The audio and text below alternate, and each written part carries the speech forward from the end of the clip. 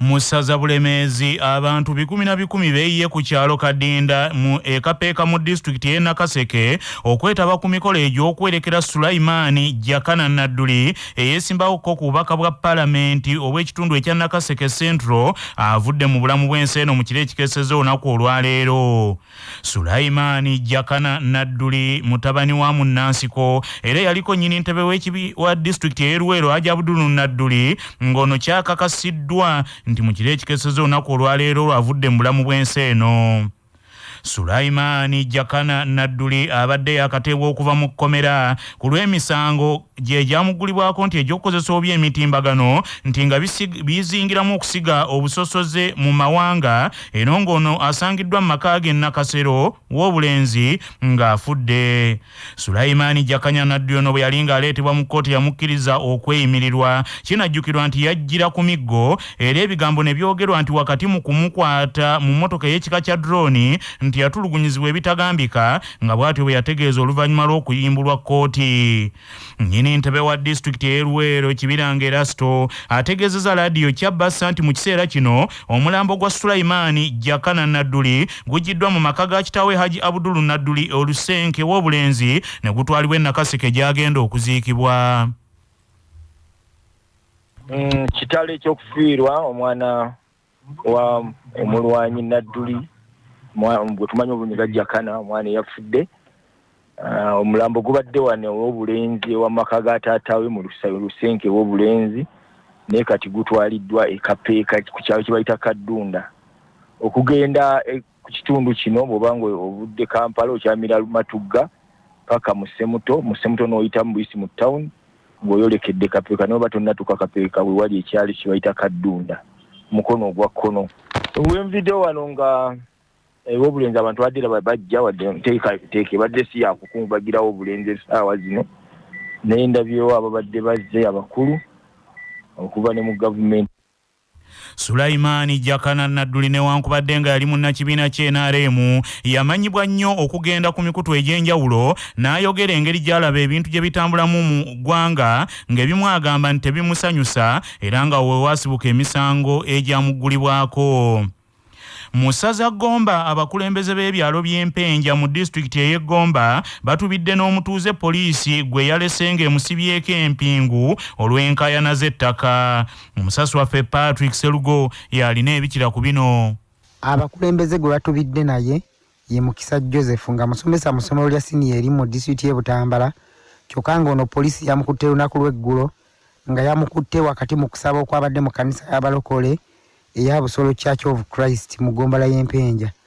Abasirikale ba poliisi bana ababadde mu ngoye eza bulijjo nga kigamba okuba nga bavudde ku poliisi y'Ekiriri Mpenja Gomba kwata omusomesa oyo bakirabawoza nti alina abantu be yakubye n'abatuusaako obuvune nga bali mu nkaayana z'ettaka eziri mu LCS Sugezi Mpenja. Oluvannyuma lwa kansala w'omuluka gw'e Masiruka Mpenja Kidduwire n'abagobereza ababadde mu kkanisa okulemesa poliisi okutwala omugoberezi, abasirikale baamulesaawo kyokka empingu tebaazimuggyeeko nga nakati omusomesa oyo akyalina empingu mu bulumi obw'amaanyi. Enkaayana z'ettaka ezavuddeko omusomesa Mukisa Joseph okulumbibwa poliisi wakati mu kusaba ziri ku kyalo ky'e Sugezi Mpenja. Abatuuze gye bali mu kugobaganyizibwa omukazi Naziwa Saara ne banne abakuumibwa amagye nga bagamba nti baafuna liizi y'ettaka ekyalo ky'e Sugezi kwe kitudde era bangi emmere yaabwe ezze esaayibwasaayibwa. Kati kansala Kidduwire ow'omuluka gw'e Masiruka n'abalala abatubidde n'omusomesa eyasuze ku mpingu baagala abalwanirizi b'eddembe bayingire mu nsonga eyo. Kati olw'okuba twekengeddera ku poliisi y'Ekiriri tulaba nga tewaliwo bwenkanya nga bakolera bagagga bano ate basawanya ku ttaka. Kyobulaba n'essaawa ya leero omusibe ono Mukisa Joseph tukyamulina ng'ali ku mpingo era bwe bweraliikivu bwe tuli mu ekitundu era ng'abakulembeze tuli ku bunkenke era tusaba obuyambi okuva mu kitongole kyonna. Yakulira poliisi ey'Ekiriri Mpenja Saidi Waibuga agambye nti si ye mwogezi wa poliisi okwogera ku nsonga ezo ate omwogezi wa poliisi mu kitundu ekya Katonga Lydia Tumushabe n'ategeeza nti agenda kunoonyereza ku nsonga ezo. Ku lwa CBS nze Patrick Serugo. Okuddayo mu ssaza Buddu, gavumenti ya Uganda ekonkomadde ne bbaasi zaayo ezatwaliddwa e Masaka okununula abawala 308 abaali bakukusibwa okutwalibwa e Buwalabu. Omusasi waffe Kato Dennis Luwandaga kalukuviire ku ntono. Okusinziira ku kunoonyereza kwakoleddwa minisitule y'ensonga z'omunda mu ggwanga, abawala 346 be baganye okulinnya bbaasi za gavumenti ezatwaliddwa mu bitundu eby'e Masaka okujja abawala 346 abatwalibwa kampuni ya AIM Global Alliance egambibwa nti eno ekola emirimu gyayo mu bukyamu omuli n'okukusa abaana okubatwala okuba ebyeyo emitala w'amayanja.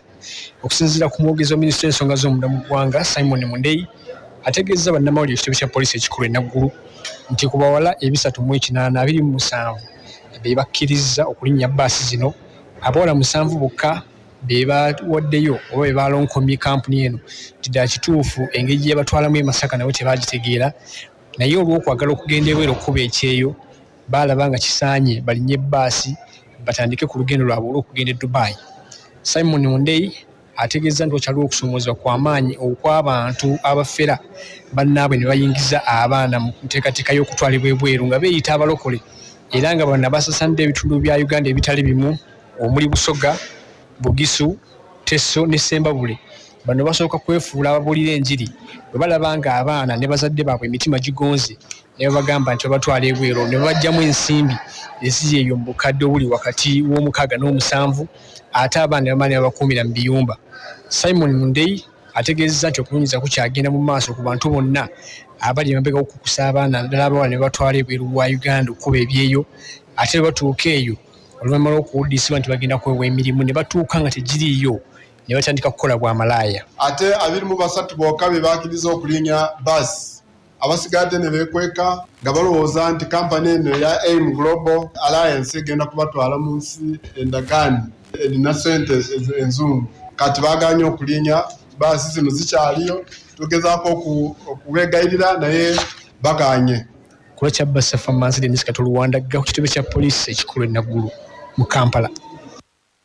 Mu ssaza Buddu ng'abayizi ba siniya ey'okuna bayingidde sabbiiti ey'okubiri nga bakola ebigezo eby'akamalirizo, abakulembeze mu disitulikiti y'e Bukomansimbi baagala wabeewo okunoonyereza okumala ku bayizi 10 abeewandiisa okukola ebigezo ate ku ssaawa esembayo ne batalabikako. Omusasi waffe Mubaraka Sebuufu Junior ali Bukomansimbi. Disitulikiti y'e Bukomansimbi yokka waliyo abayizi 17 nga sabbiiti eyasoose mu bigezo bya siniya ey'okuna eby'akamalirizo. Abayizi abo tebaalabiseeko ng'ate baali bajjuza empapula ezituula ebigezo ebyo. Ekyo nno kye kyalese ebibuuzo ebiwerako mu bakulembeze nga beebuuza abaana b'eggwanga abo wa gye badda.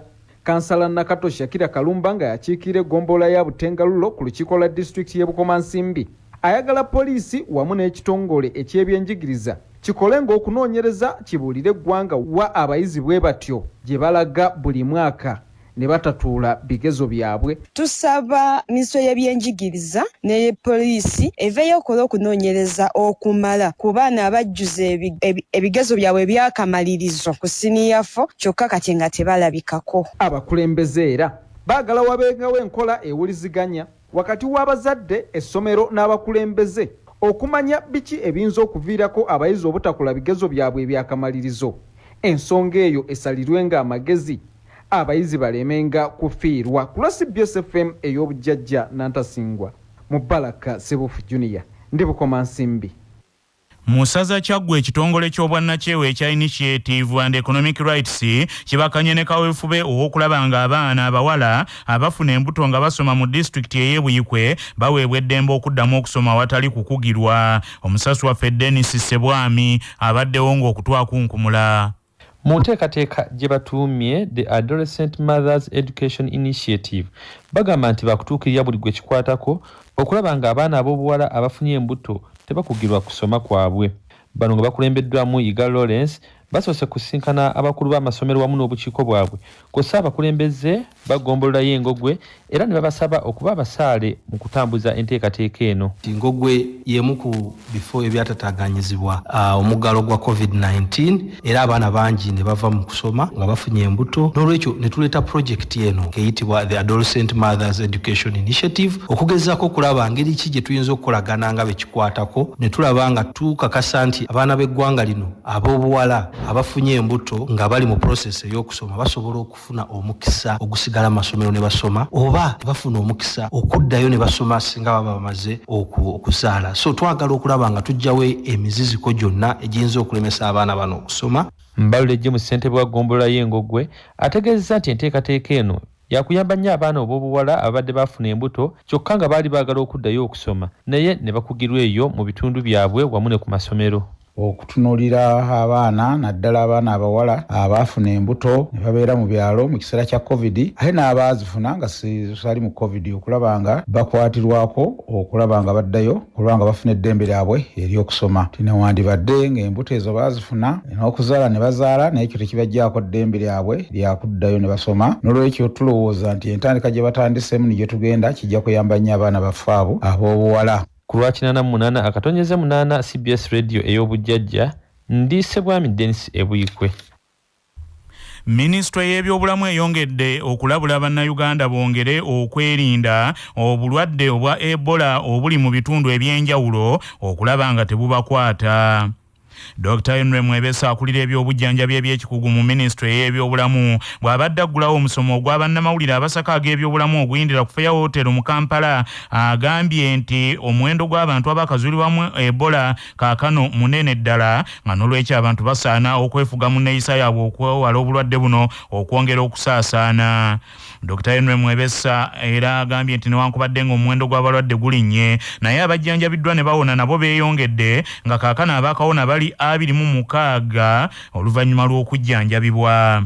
Dr. Richard Kabanda avunaanyizibwa kusomesa abantu ku ndwadde enkambwe mu Ministry y'ebyobulamu agambye nti batandise n'okubangula abasawo naddala mu malwaliro ag'obwannannyini ku ngeri y'okwetangiramu obulwadde obwa Ebola mu Kampala oluvannyuma lw'okukizuula nti abamu ku balwadde eno ate gye basinga okutuukira. Kyabuntu ebiseera ebisinga obungi nti abantu abasinga obungi bwe bafuna obulwadde bwonna baagala okugezesako malwaliro mangi okusobola okulaba nti nno batereera. Ku mulundi guno kyetugamba nti kyabulabe. Kakati abasawo baffe tumaze twogerezeganyiza n'abasawo twakola emisomo 3 mu basawo era tugenda kwongera okukola emisomo emirala mu wiiki muno ne wiiki zinaddako. N'ekigendererwa nti abasawo balina okwongera okumanya ebiki ebikolagana ku bulwadde buno ate n'okwongera okutegereza ennyo abalwadde bye bafuna. Okuddayo mu ssaza Buddu Minisita omubeezi owa microfinance alabudde abeewaga okuggyako Pulezidenti Yoweri Museveni nti bandyesanga mu buzibu ne bafuuka ababundabunda nga bwe kiri mu nsi endala. Omusasi waffe Sozi Ssekimbirwazi abadde kumpimpinga okutwakunkumula. Ku mukolo ogw'amaanyi okuteekeddwa mu kibuga Kaliisizo ogwateekeddwa banna NRM abawagizi ba Minisita Kyeyune Aruna Kasolo nga bamwebaza ebirungi ebakolera mu myaka 10 gye yamala nga yembaka wa Parliament w'ekitundu ekyo bye bagamba nti nakati bakyabirojja era nga nabo badde bamuddizaawo ku ebyo birungi bye yabakolera ngera bamuwadde n'ebirabo ebiwerako. Olaba Minisita Kyeyune Aruna Kasolo asinzidde wano n'ategeeza ng'oluguudo oluva e Mutukula okudda e Masaka byawutegeezezza edda mukulembeze w'eggwanga Kaguta Museveni okulukolako kubanga lususse okumenya bannakyotera nga n'abantu bangi bafiiriddeko. Era nga Minisita Kyeyune Aruna Kasolo asinzidde wano n'alabula abo bonna abeemonkoolera ku kuggyako omukulembeze w'eggwanga Kaguta Museveni nti bandifuuka ababundabunda nga amawanga agatwetoolodde n'anokolayo eggwanga ya Democratic Republic of Congo n'erya South Sudan nga n'erya Libya talitaliza ng'agamba nti abajjako abakulembeze baabwe bazze bafuna ebizibu era n'alabula bannayuganda kino obutakigezaako wadde n'akamu n'akatono. Abali mu Uganda munogamba nti nze njagala kuggyako bujja Museveni nfune omukulembeze omupya ojja kulowooza ojjako ye naye oli mu kweggyako. Ogenda Tanzania bakusuze mu ttenti ng'abawundabunda okumala emyaka 10 ng'amakago wagaddukamu. Ku lwa CBS FM Radio y'obujjajja nze Sozi Ssekimbirwazi kyotera. Okuddayo mu ssaza Kyaggwa abavubi ku mwalo ogw'Ebugabo mu ggombolola y'ebusa mu Zimbizinga eby'Ebuvuma mu ssaza Buvuma kyaddaaki banyuludde emirambo gy'abannaabwe babiri abaagwa mu nnyanja ku lunaku olw'omukaaga oluvannyuma lw'embuyaga eyakunta nga bali ku mazzi n'ebakuba n'ebasuulamu. Emirambo gy'abo abanyuluddwa kuliko ogwa omuntu Simon ngono we Palisa n'ogwa Saalongo Muzamiru ow'Emayuge. Nyini ntebe wa ggombolola y'ebusamuzi mirimu Ssennyonjo David agamba nti obubenje buno bwavudde ku bwato obutono bano bwe babadde batambuliramu embuyaga olw'amazzi embuyaga olwakubye bwayiseewo buyisi. Poliisi mu kiseera kino emaze okutuuka okwekebejja emirambo gyombi n'oluvannyuma giziikibwe. Twafunye ekikangabwa mu kitundu eky'Ebugabo ku kyalo kyekimu ne tufunako obubenje bubiri kuliko omuvubi omu eyagenza okuvuba ng'ali mu kaato katonotono ne kamugima n'agwayo mu mazzi naye ne wayitawo ekiseera kitono ate ne ku ludda olulala mu kitundu kyekimu ne wabaawo era omuvubi yabadde ayimiridde mu kaato n'atereera n'agwera mu mazzi. Ekiyambye nti twakabalaba wenjogera mu kaseera kano poliisi ezokola postmortem. Bannaffe amawulire agavudde mu bitundu bya Buganda bwe gatyo bwe gagenze tova ku laadiyo ey'obujjajja.